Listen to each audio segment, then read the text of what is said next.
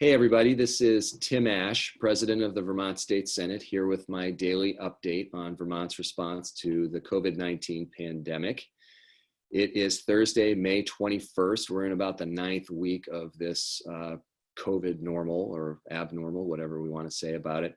And I'm really delighted that today we'll be talking with one of Vermont's most important business leaders, Donna Carpenter from Burton Snowboards. And well, Burton, I don't want to get the title wrong, but Burton, we all know who you are and what you guys are about, and really want to focus today on a discussion about how one of our most prominent companies, one of our most important employers, has been handling this whole disruption that COVID has created. So Donna, thank you so much for joining me. You're welcome. Thanks for having me. So Donna, one of the things that every Vermonter has experienced slightly differently was an awakening to the fact that COVID was going to impact us, whether it was in our personal lives or our business lives where we work. And Burton, I'm sure, was no exception to that. At what point did you guys know that COVID, when it was overseas and starting to make its way to the US, at what point did you realize that Burton was going to be impacted? What was the triggering moment for you? You know, really for me personally, Tim, it was March 13th when we had spearheaded and organized, but had the support of the whole industry to do a global ride for Jake Day in memorandum of my husband, late husband, who passed in November. And it was really quite amazing. There were resorts all over the world offering free lift tickets to snowboarders to come and pay tribute. So a lot of people were out that day. And that really was, I think, the last day that any resort in the world was open. And we quickly, I believe it was either Monday or Tuesday of that following week, we closed all global retail and all global offices. Well, that March 13th, I think, was also the day that we declared a state of emergency in Vermont. It was also the day we voted to close down the State House for safety concerns along the same lines. What were the other than shutting down your retail and other operations at that point, what were some of the immediate steps you had to take? Burton's not a company that can easily and lightly just shut down operations. So what were some of the first steps you had to take to transition? No, but we're pretty agile, Tim, because we've been through some crises. I would say this isn't our first rodeo. Maybe what makes it unique this time is that it is truly worldwide, but we are used to recessions, global economic crises, tsunamis in Japan, bad, disastrous winters. So we knew I don't want to say we had a playbook for this. The good news is we were coming off of a really good year, and we are in very good shape financially, probably the best we've ever been. We don't have any investors. We don't have any long-term debt. We're very close to not needing short-term borrowing. So we're in good shape, but obviously, like other companies, we had to act quickly. So the first thing we really did was we cut all salaries. It was a sliding scale. Anybody making under 60,000 did not get a pay cut. And then it went up to the CEOs taking I believe 50%. My family and I are taking a 100% salary bonus distribution cut. We're fortunate. A lot of time founders are dependent on their company for income, and we're not. And this is something we also did during the economic crisis in 2008, 2009 to help the company get through it. We paid our retail workers through mid-April, even though we had shut down in March. I have to tell you, there is a huge difference between how this was handled in the US and how this was handled What in were, other parts of the world. yeah, what were some of the differences? Yeah, in our European offices, our headquarters, we have a substantial office in Innsbruck, Austria, and then we have offices in Munich, Germany, and Zurich. And the government simply kept everyone on payroll and funneled. We gave them the list of the workers that were involved in sales, basically, right? Anybody involved in either wholesale sales or our own retail sales or e-commerce sales, we, had to immediately furlough, and they just funneled us the money between 80 and 95% of the person's salary immediately. We never took them off payroll. So to see, they have a social safety net, and nobody's worried about health care or paying for Cobra, or so to see that difference has been quite stark. Yeah, as a state, we face a similar challenge. I mean, we watch Congress right now. There are actually people in both parties in Washington, amazingly, talking about income replacement through the federal government, the way you've just described. The likelihood that it passes anytime soon with the political culture we have, probably pretty low. But from the Well, employer, I'm hoping so.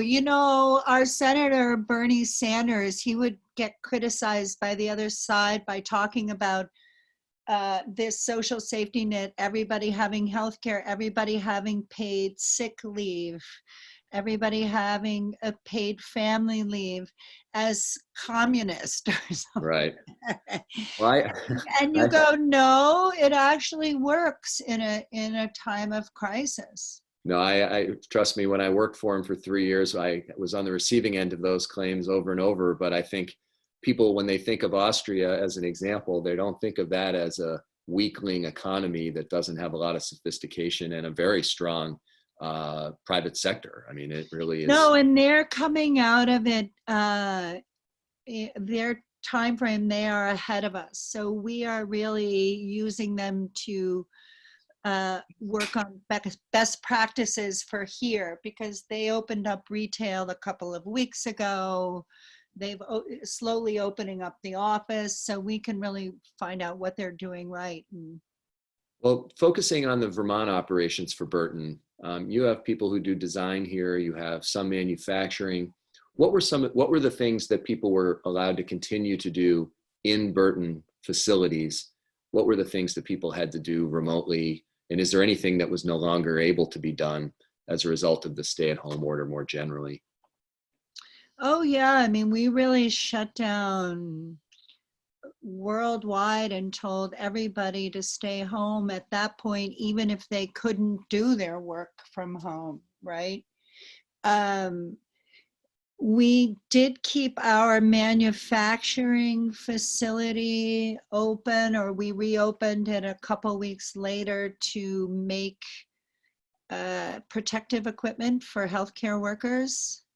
So we were able to reopen that safely, as well as we were doing some shipping of other protective medical stuff with the help of the state of Vermont. So we had a warehouse, for example, open and doing shipping. Otherwise, everything else closed down. I think it's this week. Tim, maybe you can tell me. We're slowly reopening so that people who haven't been able to do their job from home, for example, warranty or our photo studio, obviously retail workers, that they can come back in a safe way. And we're going to be really, really strict about hand washing, masks, and social distancing. So, yeah, and that's, I mean, one of the things that is such a challenge with a public health crisis like this is we want to make sure we ease back into it safely so we don't have to shut down again, which would be just absolutely huge. I mean, it's bad enough economically right now, but if we have to do it again, it would be a real pile driver. In terms of the protective equipment, both the manufacturing and also distributing, how did you come to find yourselves making that pivot after a couple weeks? How did that get initiated? Where did the equipment go? Why did it go to the people who received it? It's interesting. I was thinking about it, and I was thinking it's a lot like Burton itself. It started as a small idea and it grew into something much bigger than I could have even imagined. It literally started when I was talking to a board member, and she was saying that, it was right, towards the end of March, I guess, mid to late March, when we were really looking at those shortages of protective equipment, and the federal government really didn't have their act together. And this board member, we were talking about various things, and she said, hey, I saw that, General Mass General in Boston is asking anybody with a 3D printer if they can print these KN95 masks. They have the formula online and so forth. So I thought, yeah, we've got 3 3D printers. We could totally look into that.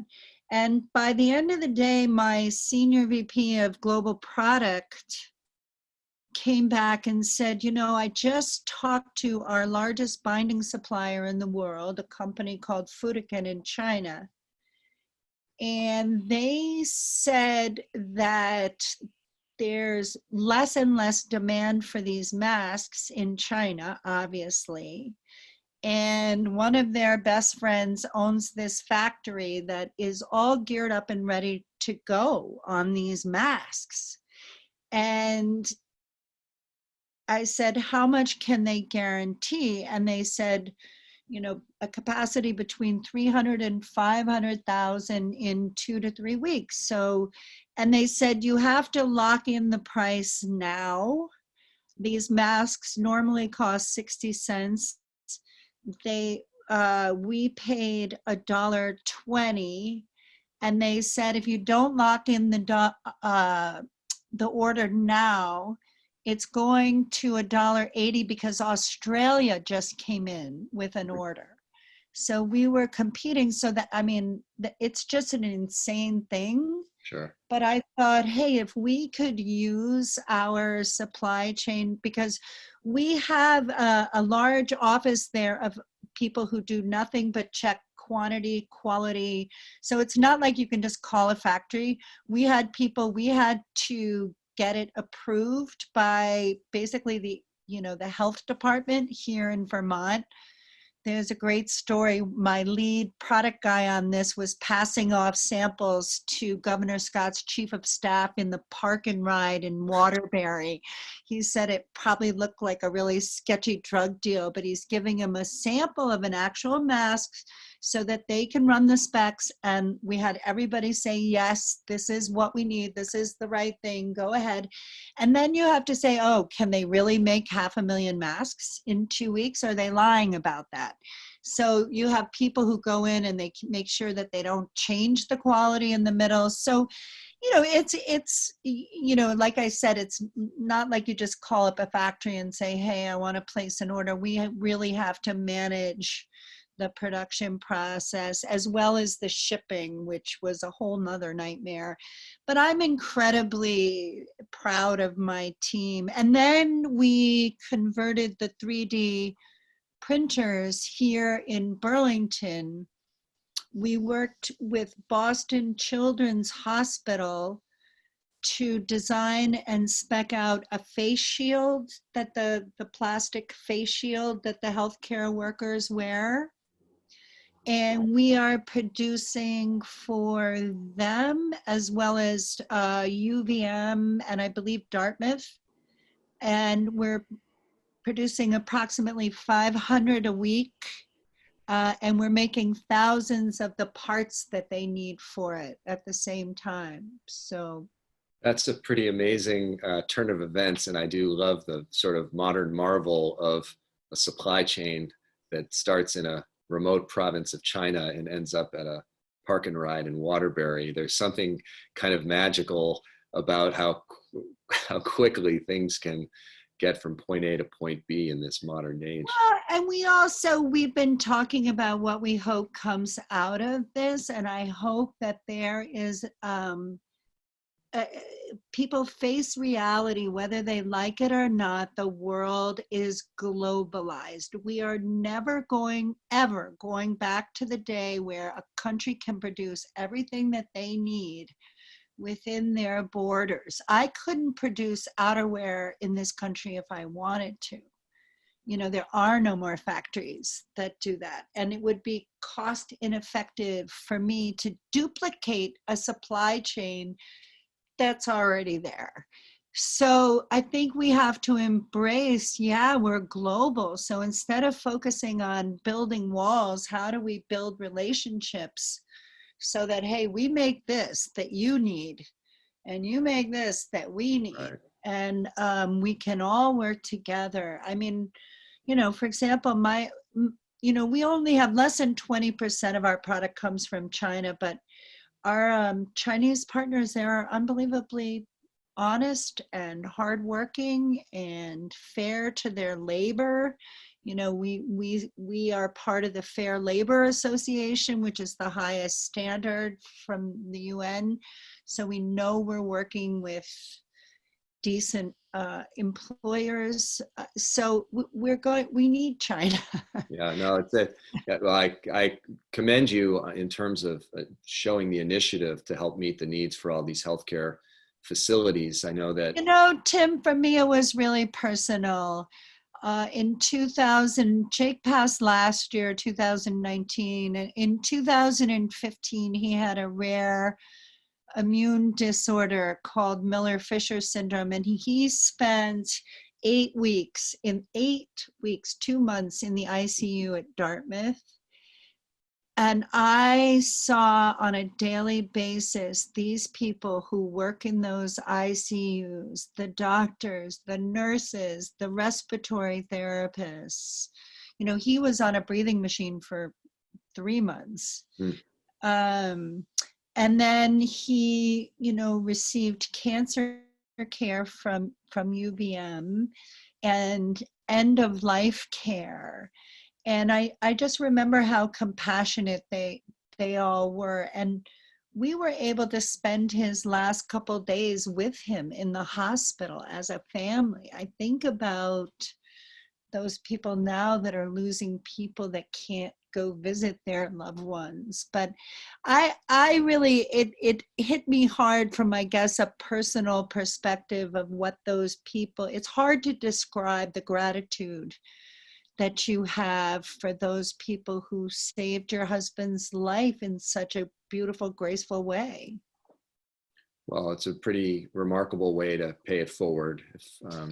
Yeah, so we really, and I have to say, the state of Vermont was really terrific to work with. It made me appreciate Vermont even more. We, it was actually the governor's chief of staff reached out to me just to say, hey, how are you guys doing? And I said, I just ordered these masks. And he said, do you know what you're going to do with them? And I said, no, I don't. And could you distribute it? Could you prioritize Vermont and New Hampshire, as well as New York, where Jake and I both grew up in New York City, and Boston, which, where he also received treatment. So, they did a terrific job of doing that and prioritizing and making it easy. And yeah, so it's great. It's great to hear. I mean, I've been watching, I've been behind the scenes seeing how been trying to solve 100 problems all at once every single day. And so I know, I can't imagine.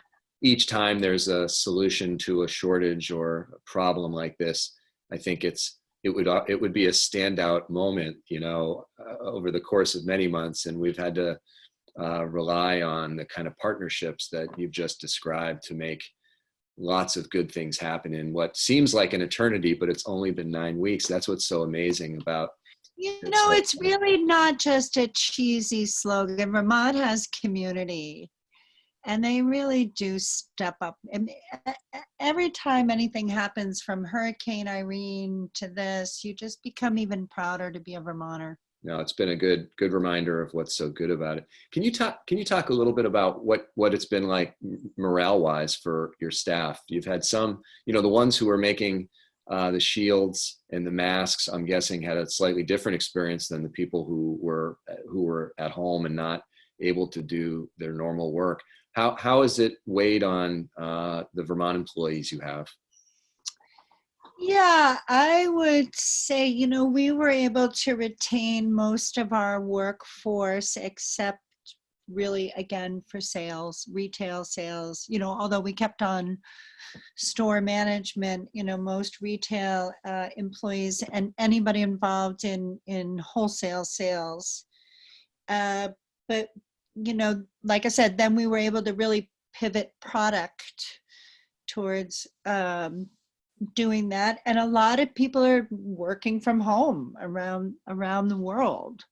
And it's almost making us having to be more transparent with our workforce and communicate better. We're having a lot of these Zoom company meetings regionally as well as globally. We're having Zoom, ask the senior management question, kind of global town halls, things that we wouldn't have necessarily done that we feel that we have to do. We have one senior manager, global senior manager, send out an update every day about their area. So it's making us, realize how important communication and transparency. I mean, you asked about morale. It's interesting because we survey both our employees and our customers twice a week. And we're a global company, and what we see are the employees and customers in Europe are the most optimistic. The employees and customers in Japan are by far the least optimistic, and the US is kind of in between. So I would say people are anxiously optimistic. I also think that we know there's going to be short-term pain for everybody, and we're trying to share that burden. But long-term, I think there will be pent-up demand for snowboarding, for the mountain lifestyle and getting outdoors, and for Burton. So it's nice to be able to reassure an organization that, hey, coming out of this, we're going to be as relevant as ever. Well, that's great. I think one of the challenges for everybody in leadership positions right now is to both be realistic about the challenges we confront, face the facts, but also be encouraging about when we get to the other side of this, so that people have the kind of optimism that requires, you really need that dose of optimism to keep realistic optimism. Realistic optimism, right. Somebody said, you got to be brutally honest and then optimistic. Well, it sounds like, I guess I'd never put those words to my own view, but I've always said you have to confront reality the way it is. Exactly. And then do everything you can to make the best of the situation. And right now, I mean, I think, our big challenge is, I feel like, working with the private sector in particular, is knowing that we want to ease the economy back up safely as quickly as is reasonable to do, but then also be prepared for what could happen in the fall or winter if there's another outbreak. And that's the part that I feel it's hardest for everybody to wrap their heads around. Yeah, I should mention that we have joined the CEO of Burton, John Lacey, has joined the governor's back to work group, because like I said, we have a lot of locations that are ahead of us timing wise, and I think we can learn from the state on what they're doing, and I think they can also learn what we're doing, for example, in retail in Europe or retail in China. No, that's great. I mean, it's truly importing some of the best practices from overseas. And I think Burton's one of the prime examples of companies that have the ability to bring that expertise back to the Vermont context and benefit all of us more broadly. So we've got time for one more question. I'm just curious, you've now weathered 9 weeks of this or more, and curious, you've talked about the shift to do shields and masks, which obviously is both personal to you and then broadly beneficial to the public. Any particular moments where you've seen the kind of Burton crew perform in a way that really stood out as kind of I don't know if above and beyond is the right way of putting it, but something that will typify what you feel about the Burton staff in a very difficult time? Tim, I try to remind my employees worldwide, we have about 1,000 people worldwide, every couple of weeks, that what they are doing as individuals is making a huge difference. I mean, honestly, if you had asked me a year ago, with the world basically voluntarily shut down economically in order to save 1% to 2% of the population, I would say no way. So I try to remind people, and I think, here in Vermont, we've been particularly good. We have the lowest transmission rate, I think, of any state. And that's really, so I try to remind them that what they are doing is really important. And then we used our athletes, our world famous athletes around the world, to give the same message to our Burton community, our snowboard community, that you should stay home. And then we're doing things like providing content of, hey, what are our athletes doing to stay in shape at home? Or, let's all watch an old snowboard movie online together or something, So we're finding different ways to stay together as a community, but I've been really proud of the way people have really taken this stay at home, not for yourself. We have, in general, we have a young, healthy population.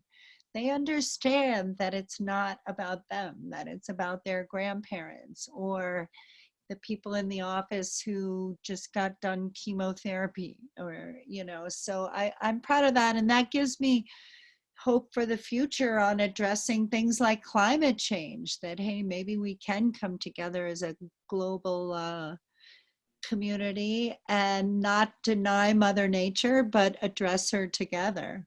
Yeah, I think maybe the selflessness of what people have been willing to do in the last 2 months has a lot of applications if we continue to remember what it's been like to be selfless and think about our actions. Yeah, we've tried to encourage our employees to say, hey, give us input on this, and we're going to change the way we do work after we come out of this. I think the gender roles, the burdens people have had to take on domestically.